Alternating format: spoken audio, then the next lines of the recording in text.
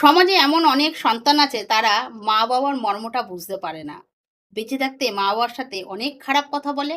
এমনকি অনেক সন্তান আছে বাবা মার নামটুকু মুখে নিতে লজ্জা বোধ করে, ঘেন্না বোধ করে বা পরিচয় দিতে ঘেন্না বোধ করে। তাদের এক কোণে ফেলে রাখে বা বৃদ্ধাশ্রমে ফেলে দিয়ে এসে তার খোঁজ খবর নেয় না। কিন্তু এমন একটি সময় এখন এসেছে, সেই সময়ে বাবা মার খোঁজ যারা নিচ্ছে না তাদেরও বাবা মার খোঁজ নিতে বাধ্য হচ্ছে। কি বলুন তো দেখি? এসআইআর।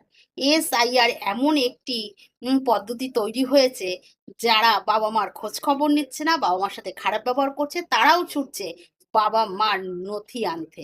আবার আরেকদিকে দেখুন, যেসব জামাইরা মেয়েদের শ্বশুরবাড়ি যেতে দেয় না, মানে গেলে রাগ অশান্তি করে শ্বশুরবাড়ির লোকরা, তারাও পর্যন্ত সেই বৌমাকে ঠেলে বাপের বাড়ি পাঠিয়ে দিচ্ছে। যাও, বাপের বাড়ি যাও। কেন বলুন তো দেখি? বাপের বাড়ির থেকে তার বাবার তথ্য আনার জন্য। তাহলে একদিকে কতটা ভালো হয়েছে বলুন তো দেখি?